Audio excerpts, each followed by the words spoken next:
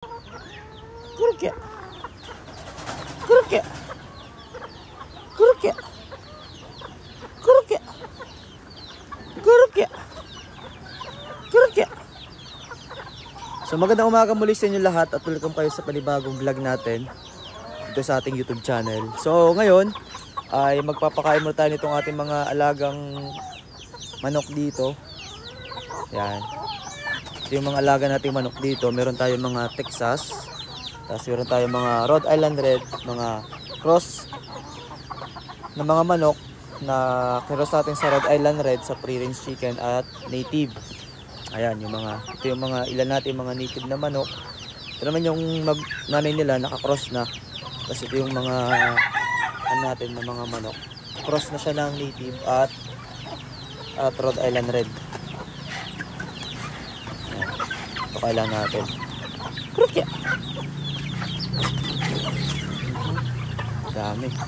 Krukya.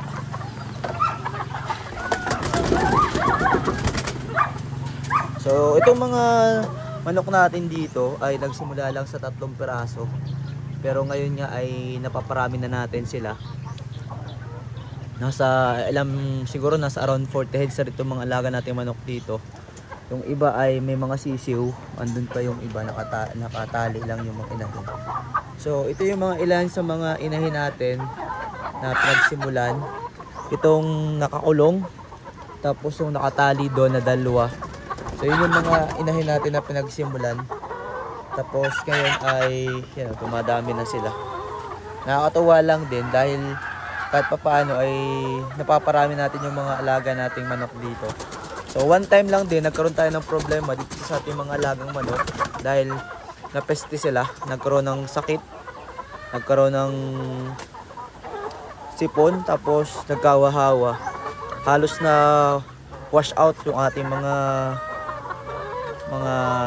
sisiw na 1 month old, 2 months old, as in.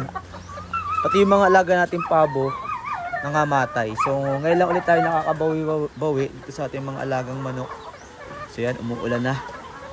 Kahit papaano ay napaparami natin ulit sila. Tapos may mga alaga rin tayo dito, mga Texas.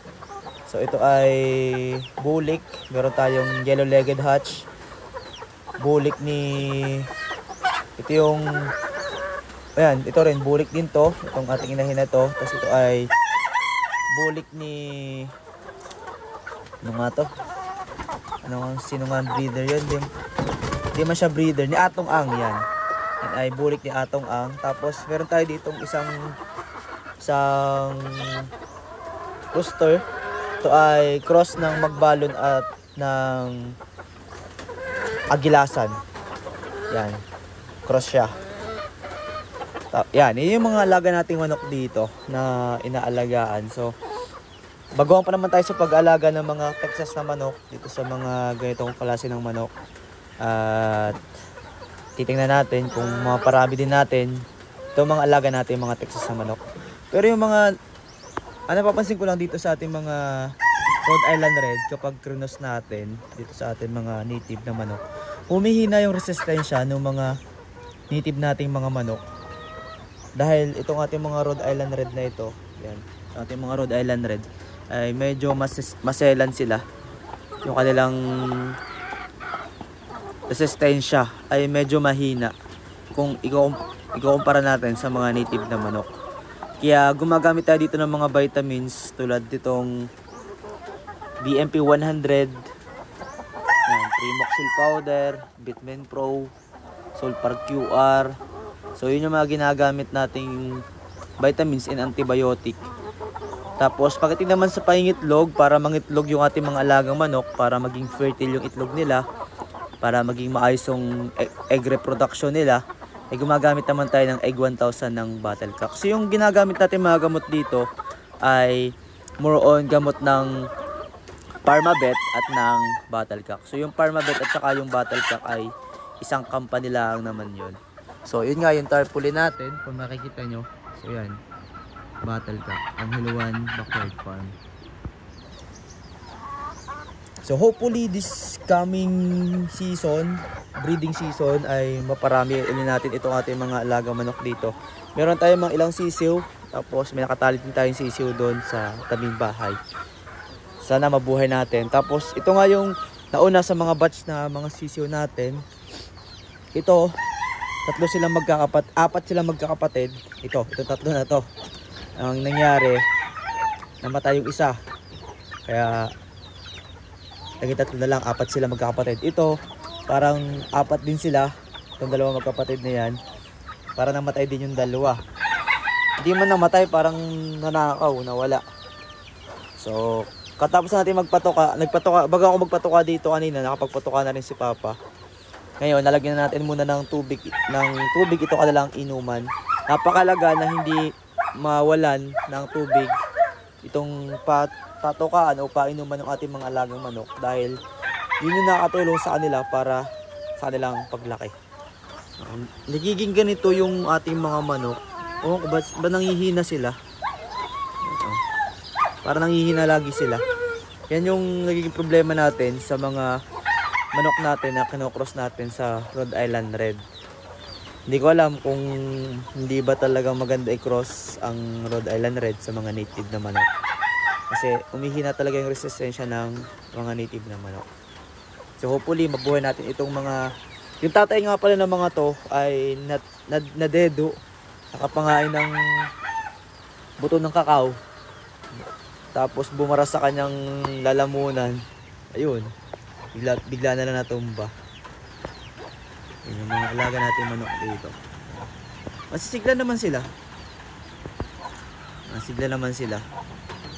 So gumawa na rin nga pala tayo dito ng maliit na kulungan para sa ganun ay mas makita natin at saka mas maalagaan natin itong ating mga alagang manok dito.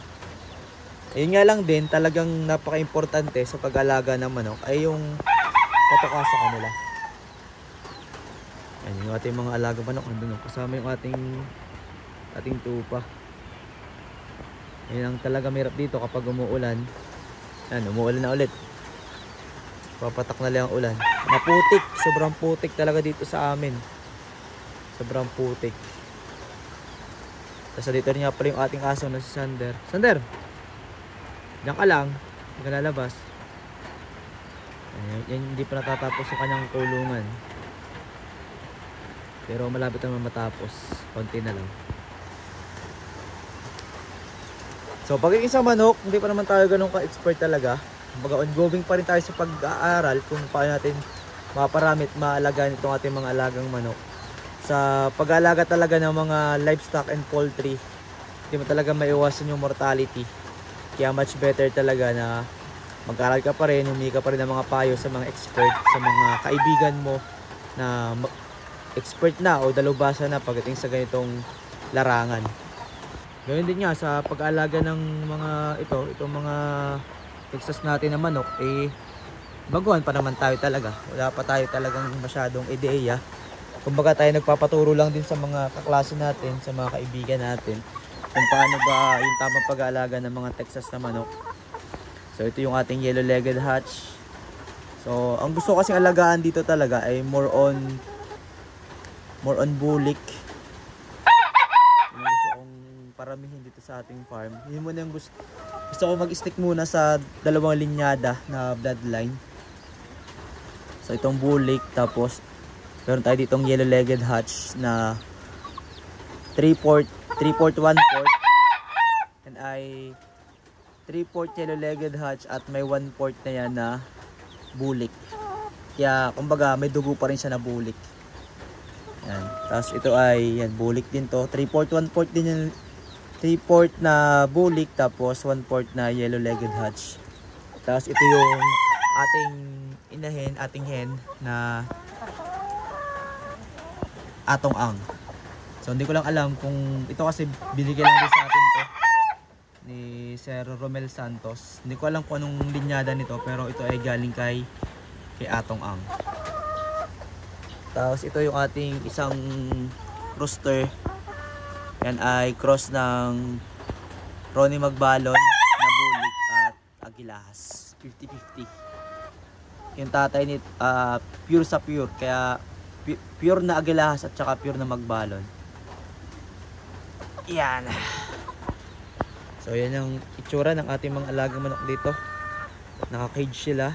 Ginawa natin sila ng kulungan para hindi sila makalayo. Kasi itong mga bulik nito medyo mainit nito sa mga mata ng mga tao. Lalo dito pala sa atin dito sa mga manok natin. Napakalapit nila sa tao. Kaya yung iba nawawala dahil nananakaw. Yun lang talaga ang disadvantage kapag kayo ay mag-aalaga ng mga ganitong klase ng hayop. Lalo na kung inyong mga hayop ay mababait, malapit sa tao. Dahil talaga namang malilipol, mawawala talaga. So yan, ito muna yung update dito sa ating mga alagang manok kasi umuulan na rin. So sa mga susunod na araw ay update ko ulit kayo kung ano na mangyayari dito sa ating mga Texas na manok. So hanggang dito muna, this is your Millennial Farmer, ang Hello na Adventure at hanggang sa muli. Yan, mula dito sa amin, paalam.